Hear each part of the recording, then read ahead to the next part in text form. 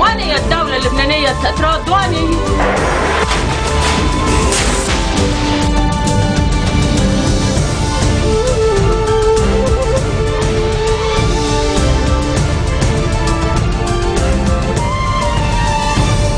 Good afternoon and thank you for joining us on FutureTV.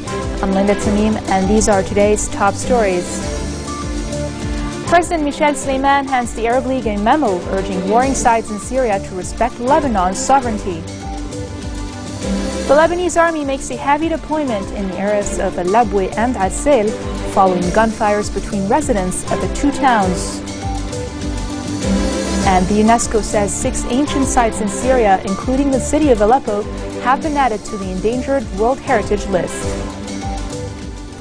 President Michel Sleiman has handed the Arab League a memo urging warring sides in Syria to respect Lebanon's sovereignty 2 days after taking an unprecedented move in sending a similar memo to the United Nations.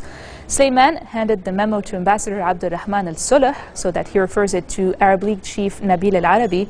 It said the document hopes that the Arab League will take action in compelling the different parties to commit to the respect of Lebanon's sovereignty and the integrity of its territories. It also hopes they will not engage in assaults on both sides of the border. On Tuesday, Sleiman handed UN Special Coordinator for Lebanon, Derek Plummy, a memo that deals with the violations and attacks carried out by all warring parties in Syria. Sleiman's move came amid a spat with Foreign Minister Adnan Mansour, who was procrastinating in referring the memos to the United Nations and the Arab League. Former Prime Minister Saad Hariri has congratulated Iranian President-elect Hassan Rouhani on his recent election victory and expresses hope the Islamic Republic will play a new positive role in the region.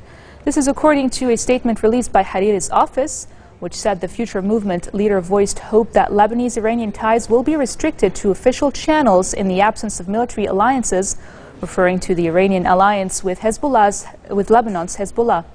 Hariri, the leader of the Lebanese opposition, also hailed Rouhani's statements over future cooperation between Iran and Arab countries. The Lebanese army has made a heavy deployment in the areas of Al-Labweh and Arsal, northeast of the country, after residents of the two towns exchanged gunfire. The deployment comes amid high tension caused by sectarian splits, which were exacerbated by the war in Syria. The national news agency says the military has deployed after armed men from the town of Arsal opened fire on residents from Al-Labweh, drawing retaliation. On Sunday, 4 Lebanese men were killed in an ambush in Wadi Rafa, not far from the two towns. The murder of the men, 2 from the Jafar clan and another from Ahmad's family, has hiked sectarian tensions and concerns over the spillover of the civil war raging in Syria. Gunmen from the families of the slain men took to the streets and set up roadblocks, accusing Arsal residents of being behind the killings. Interior Minister Marwan Shalbel says the 4 men killed in Wadi Rafa would have been alive if Lebanese authorities had the manpower to control the border with Syria. Shalbel's remarks came ahead of a Central Security Council meeting he chaired at the ministry's headquarters.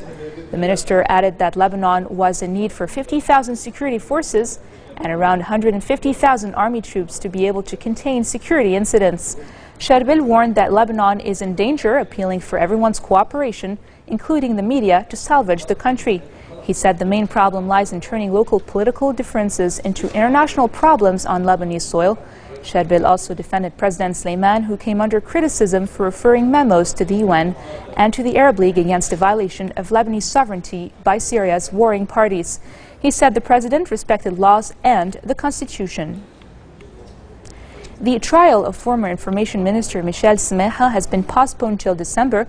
The postponement is aimed at granting time to summon Syria's Security Chief General Ali al-Mamlouk to the trial. The proceedings are set to resume on December the 3rd after they started at the military court in Beirut on Wednesday. The trial includes Mamlouk and a Syrian colonel identified as Adnan.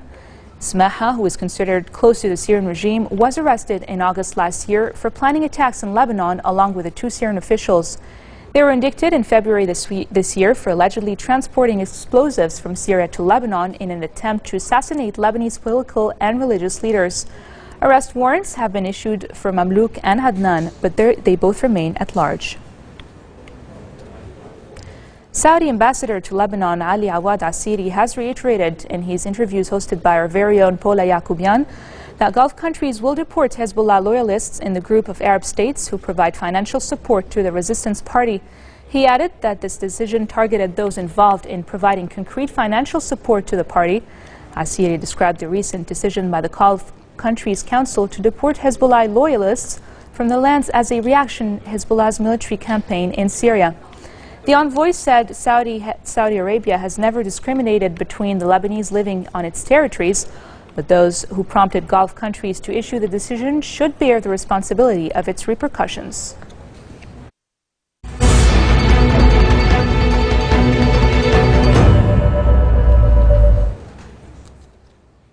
Six ancient sites in Syria, including the city of Aleppo, which has suffered considerable damage in the course of the country's ongoing conflict, have been added to the endangered World Heritage List.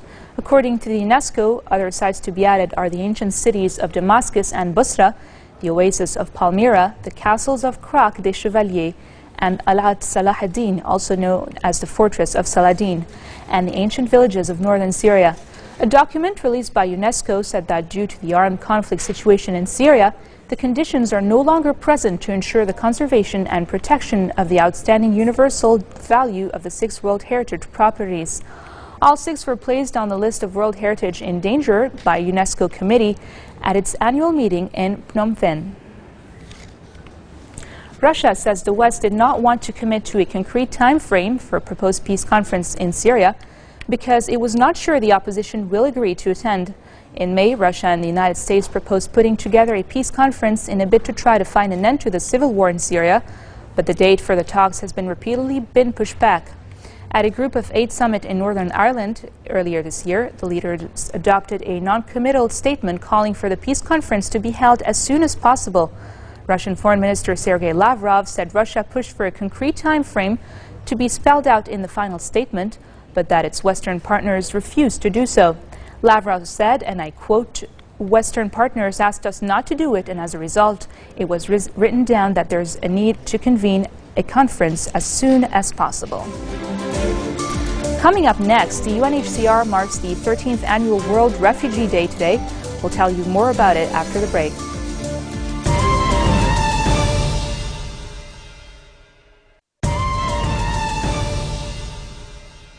Welcome back. The European Union's High Representative for Foreign Affairs, Catherine Ashton, has met Palestinian President Mahmoud Abbas in the West Bank city of Ramallah. Ashton, who is on a 3-day trip to the Middle East, arrived in the Palestinian presidential headquarters in Ramallah and held a meeting with Abbas. Ashton also met with Palestinian Prime Minister Rami Hamdallah and discussed political and economical issues in the Palestinian territories. The EU representative has met with Israeli and Palestinian officials in an attempt to encourage the two parties to return to peace negotiations. On another note, Israeli Prime Minister Benjamin Netanyahu, who has also met with Ashton, said Europe must take a firmer line with Iran over its controversial nuclear program. Tensions over the Taliban's new political office in Qatar have thrown planned talks between the Afghan anti-government group and the U.S. into disarray. The meeting was expected to take place in Doha in the coming days, with some reports indicating this could be as early as Thursday, as today that is, but the Afghan President Hamid Karzai said his government will not be attending any talks. Karzai said he will boycott any peace talks unless they were led by the U.S. government. The developments came one day after the U.S. announced it will engage in direct negotiations with the armed group. The dispute over the name of the Taliban's Doha office, opened on Tuesday, has raised new concerns among the Americans as well. The UN Security Council is condemning a deadly attack on its compound in the Somali capital. Speaking to journalists at the UN headquarters in New York City, the British ambassador to the United Nations, Mark Lyall Grant, the Security Council president for the month of June, said that the Security Council is outraged by the attack on a UN compound in Mogadishu, for which Al-Shabaab has claimed responsibility and which has also caused numerous deaths and injuries. The Security Council is outraged by the attack on a UN compound in Mogadishu today, for which Al-Shabaab has claimed responsibility and which has caused numerous deaths and injuries. The members of the Security Council extend their condolences to the victims and their families, as well as to the people and government of Somalia. The members of the Security Council commend the brave response to the attack by the Somali Armed Forces and AMISOM. The members of the Security Council underline their support for all UN personnel working to bring peace, stability and prosperity to the Somali people. The members of the Security Council reaffirm that terrorism in all its forms and manifestations constitutes one of the most serious threats to international peace and security, and that any acts of terrorism are criminal and unjustifiable regardless of their motivation, wherever and whenever and by whomsoever committed. The members of the Security Council reiterate their determination to combat all forms of terrorism in accordance with its responsibilities under the Charter of the United Nations. The Security Council underlines that terrorist acts in Somalia will not lessen the Council's resolve to support Somalia's transition to peace and stability. Furthermore, the members of the Security Council reiterate their willingness to take action against those whose behaviour threatens the peace, stability or security of Somalia. And that is the end of the statement. Amnesty International calls on Libya to take immediate action to bring an end to the deplorable conditions endured by thousands of would-be migrants, refugees and asylum seekers, including many children. The human rights watchdog also appealed to the European Union to ensure its drive to halt them not to worsen the situation. It said it had evidence that the mainly sub-Saharan African detainees at 7 Libyan holding centers it visited were subjected to ill treatment that in some cases amounted to torture.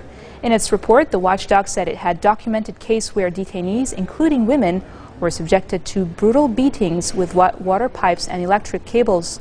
It compared such cases to the iron-fisted rule of late dictator Muammar Gaddafi, who was killed when his regime was ousted in an armed uprising in 2011.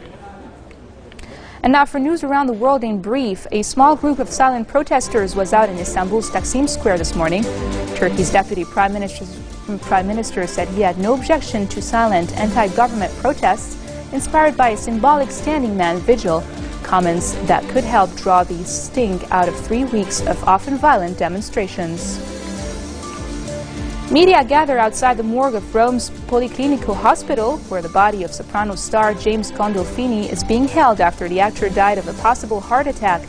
Gandolfini, best known for his Emmy-winning portrayal of a conflicted New Jersey mob boss in the groundbreaking cable TV series The Sopranos, passed away while vacationing in Italy. He was only 51 years old. Britain's Duchess of Cambridge, Kate Middleton, will give birth to the future heir to the British throne in the same hospital where the late Princess Diana gave birth to Princes William and Harry. The new royal baby will be born in the private Lindo wing of St. Mary's Hospital in Paddington, West London. The sources said the royal couple have still not been told the sex of the baby, which is due next month, as they want it to be a surprise.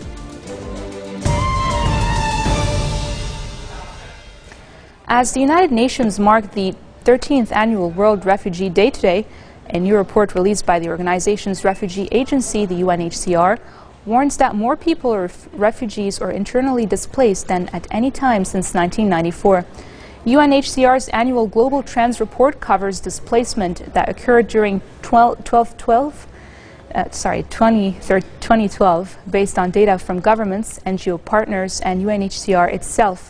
The report shows that at the end of 2012, more than 45.2 million people were in situations of displacement, compared to 42.5 million at the end of 2011. This includes 15.4 million refugees, 937,000 asylum seekers, and 28.8 million people forced to flee within the borders of their own countries. War remains the dominant cause. A full 55% of all refugees listed in UNHCR's report come from just 5 war-affected countries, namely Afghanistan, Somalia, Iraq, Syria, and Sudan. This marks the end of our bulletin for today. Now for a reminder of our headlines. President Michel Sleiman hands the Arab League a memo urging warring sides in Syria to respect Lebanon's sovereignty. The Lebanese army makes a heavy deployment in the areas of Arsal-Labweh and Arsal following gunfires between residents of the two towns. And finally, the UNESCO says 6 ancient sites in Syria, including the city of Aleppo, have been added to the endangered World Heritage List. Those were today's headlines from Future Television, live from Beirut. I'm Linda Tamim, wishing you a very pleasant evening. يحفظ